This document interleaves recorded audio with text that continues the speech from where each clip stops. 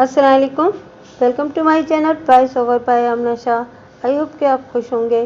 कहानी शुरू करने से पहले आपसे रिक्वेस्ट है कि अगर आपको मेरा कंटेंट पसंद आता है तो प्लीज़ मेरे चैनल को सब्सक्राइब कीजिए। आइए कहानी का आगाज़ करते हैं। जैसा कि मैं अर्ज़ कर चुका हूँ, वो वजाहत करते हुए बोला, ये दोनों भाई मलिक अहमद हसन की ज़िंदगी ही में एक दूसरे से बात करने के रवादार नहीं थे। इधर अहमद हसन की आंखें बंद हुईं, इधर इनके बीच ज़मीन जायदाद का बंटवारा हो गया। अब कहने को वो एक दूसरे के पड़ोसी थे, मगर इनके दरमियान मेल मिलाप न होने के बराबर था।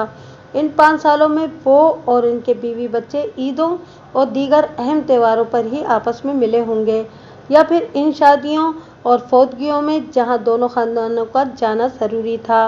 लेकिन मलिक वली हसन के इंतकाल के बाद एक बहुत बड़ी तब्दीली ये देखने में आई। वो सांस हमवार करने के लिए थमा, फिर अपनी बात को आगे बढ़ाते हुए बोला, जैसे ही हुस्ना की इद्दत का अरसा गुजरा, मलिक हसन ने गाहे बगाहे उसके घर जाना शुरू कर दिया था। अक्सर लोगों का यही ख्याल था कि बड़े भाई की मौत ने अली हसन की सोच को बदल डाला है। अपनी बेवा भावज और भतीजे भतीजी के लिए उसके दिल में कोई नर्म गोशा बा हो गया है, इसीलिए वो इन लोगों का इतना ज़्यादा ख्याल रख रहा है। लेकिन बाज़ लोग अली हसन की हुस्ना के घर में आमद-ओ-शुद को किसी और ही पैराए में ले रहे थे।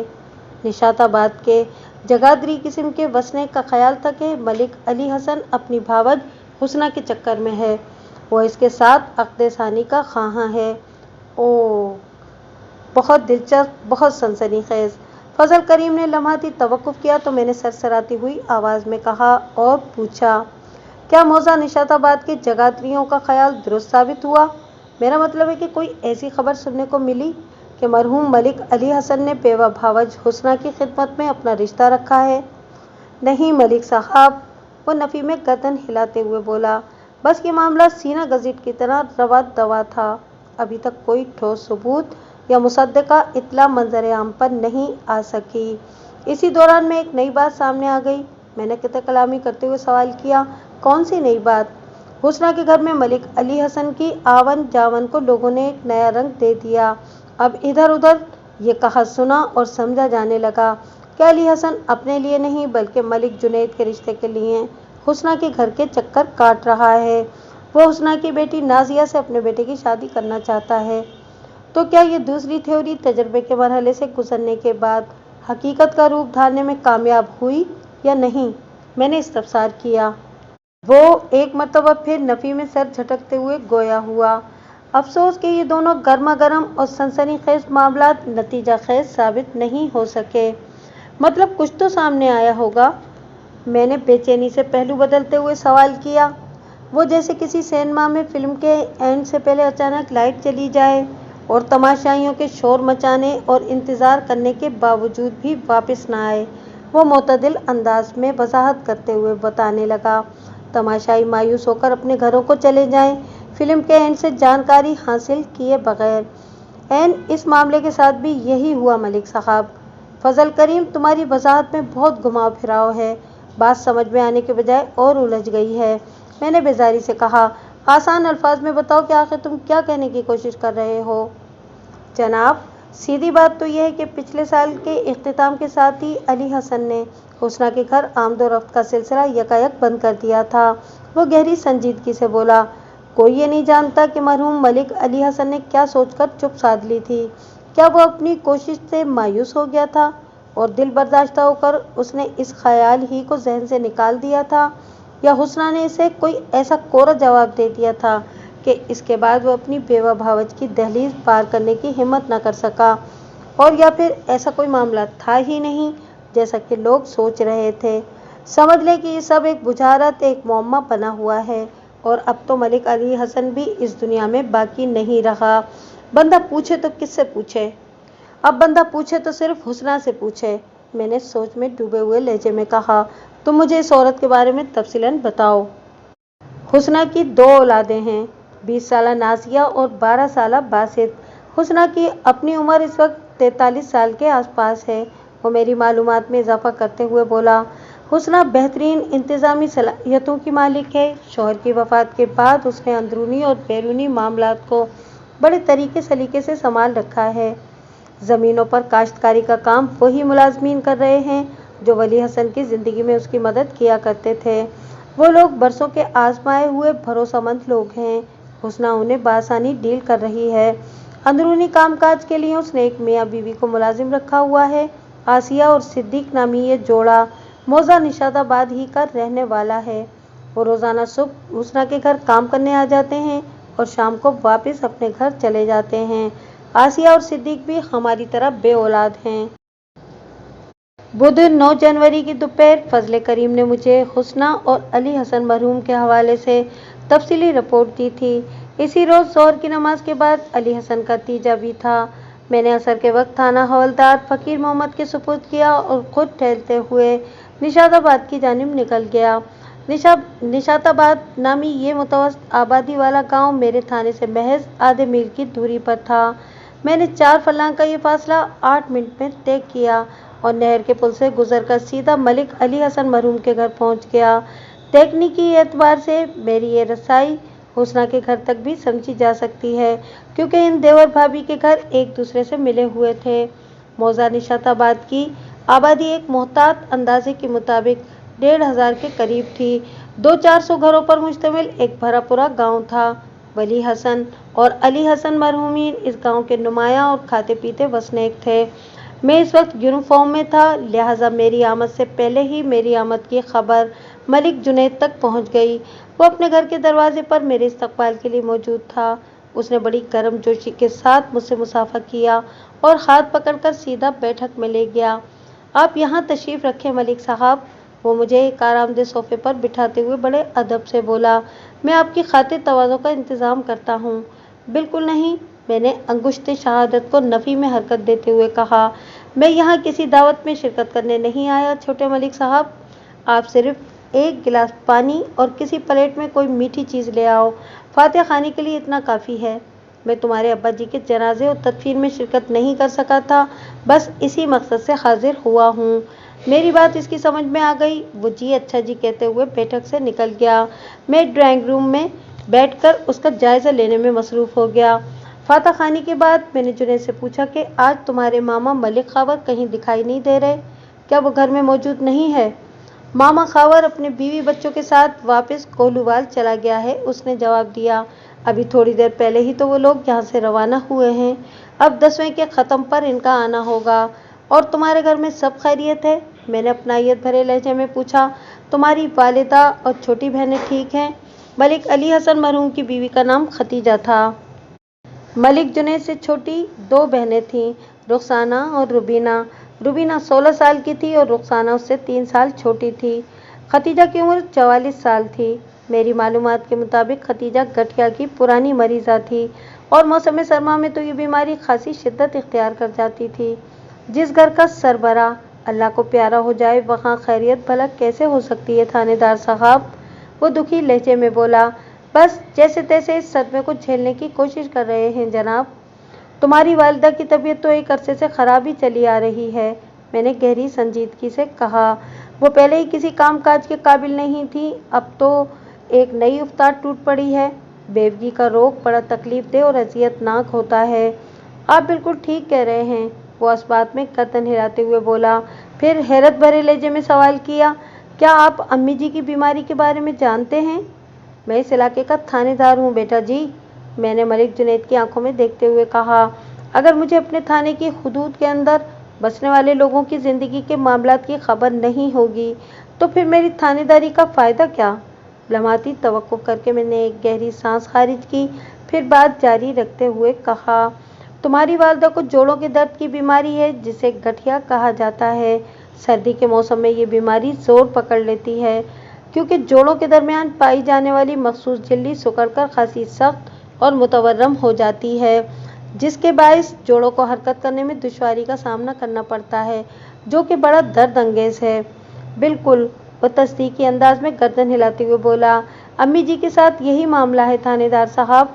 मामला कोई भी हो उसका कोई ना कोई हल भी ज़रूर मौजूद होता है बेटा जी, मैंने बदस्तूर उसकी आंखों में झांकते हुए कहा।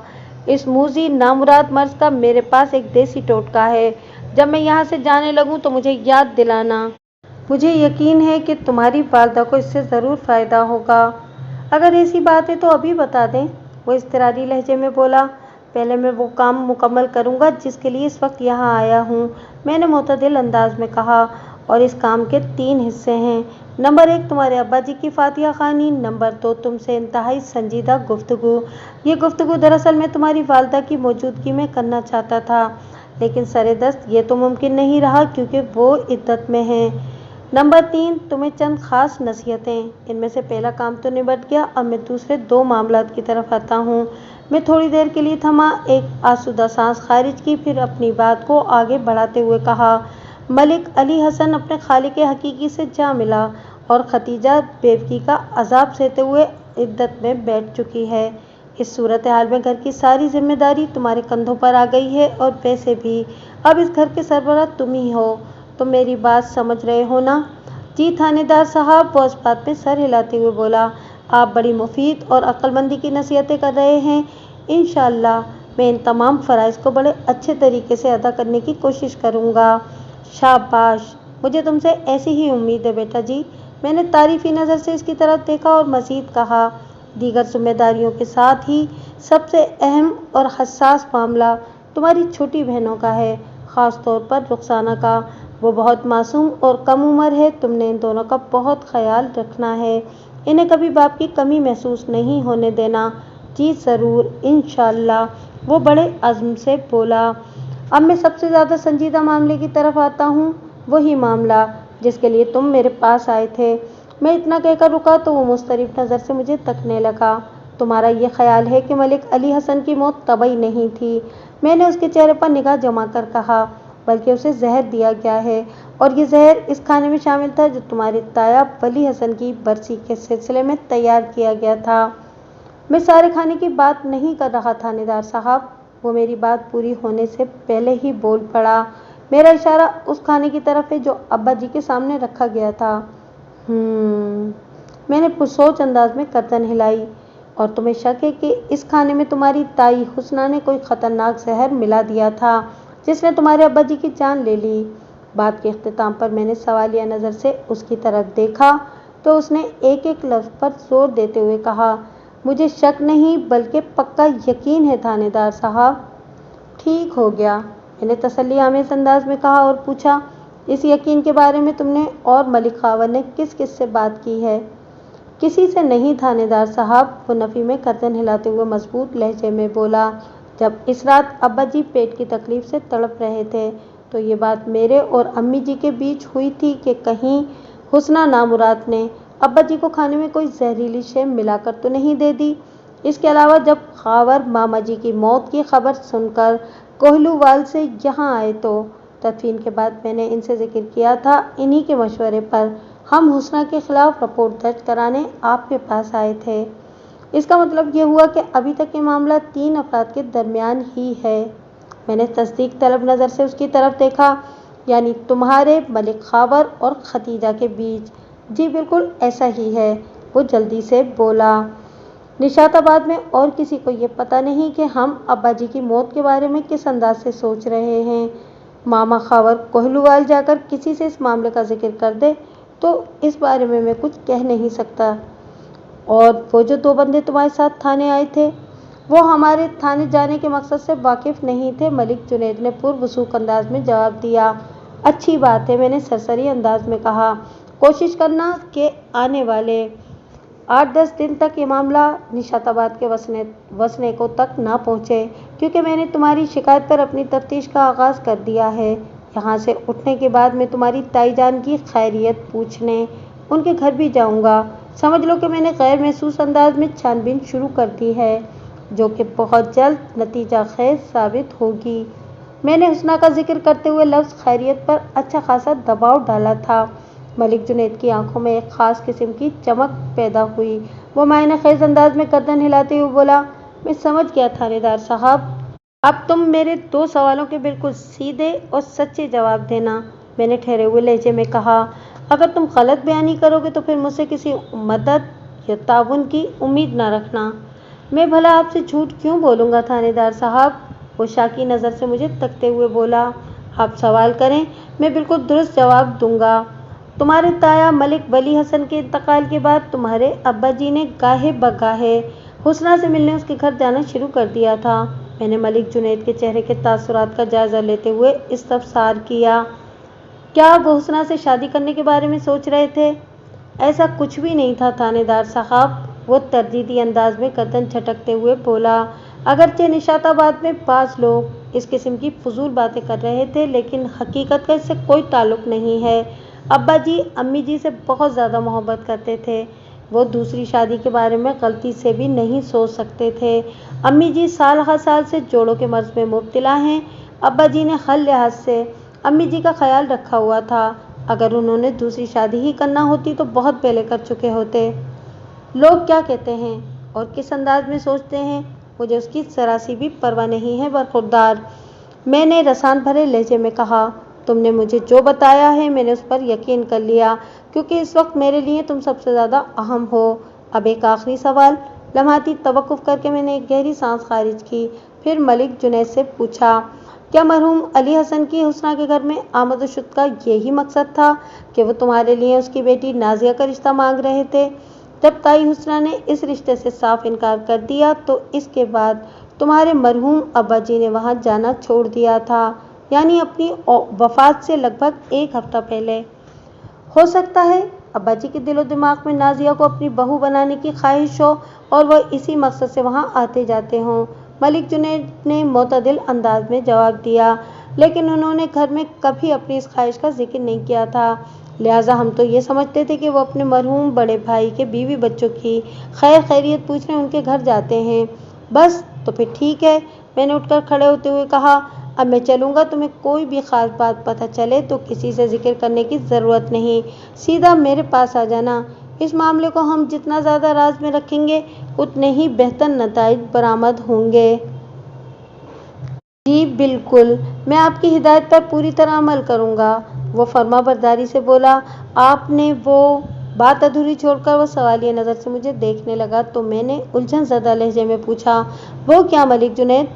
आपने कहा था कि जाने से पहले अम्मी जी की बीमारी के लिए कोई देसी नुस्खा बताएंगे। ओह हाँ, मैंने कहा, ये टोटका बहुत ही आसान और सीधा साधा है। रोज़ाना रात को सोने से पहले 1 छोटा चम्मच सफ़ेद तिल खूब अच्छी तरह चबाकर खाना है और इसके बाद एक छोटा सा टुकड़ा गुड़ का खा लें। फिर कम से कम 1 घंटे तक पानी नहीं पीना, चाहे जितनी भी प्यास लगे बर्दाश्त करना है। लेकिन आपने तो कहा है कि सोने से पहले ये नुस्खा आजमाना है, वो उलझन ज़दा नज़र से मुझे देखते हुए बोला। फिर 1 घंटे तक पानी न पीने का क्या सवाल? बंदा सो गया तो बस सो गया।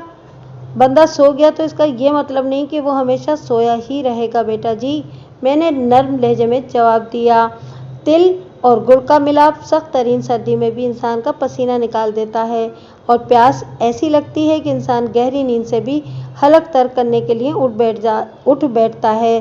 और फिर ये भी तो हो सकता है ना कि मैं सांस संभार करने के लिए थमा, फिर इन अल्फाज में इजाफा कर दिया, बंदे का सोने का इरादा तो हो मगर नींद ही ना आए या किसी और काम की वजह से सो ना पाए, इसीलिए मैंने एहतियातन ये सब बताया है। एक बात और, गठिया और अर्कुनिसा के मरीज एक ही तरीके से इस टोटके का इस्तेमाल कर सकते हैं। अब आ गई बात समझ में? थानेदार साहब वो तशक्कुर आमेज अंदाज में बोला। इस सिलसिले में अगर कोई परहेज हो तो वो भी बता दें, और मैं ये भी जानना चाहूँगा कि ये इलाज कितने दिन तक करना होगा। 5 से 7 दिन तक बिला नागा इस्तेमाल करो और फिर 1-2 रोज़ का वक्फा दे दो, क्योंकि अगर मैदे में गर्मी बहुत ज़्यादा बढ़ गई तो हाजमा वगैरह मुतासर हो सकता है, मैंने बताया। परहेज सिर्फ 2 चीज़ों का है, एक तो कोई भी खट्टी शय नहीं खाना और दूसरे तली हुई चीज़ों से दूर रहना है। मलिक जुनैद ने तहे दिल से मेरा शुक्रिया अदा किया। मैं इसे अल्लाह हाफ़िज़ कहकर उसकी ताई जान से मिलने चल पड़ा। हुस्ना इसमें बामुसम्मा की रोशन मिसाल थी। वो इस वक्त अपनी ज़िंदगी की 42वीं सीढ़ी पर खड़ी थी, मगर दिखने में एकदम तरोताज़ा और शादाब नज़र आती थी।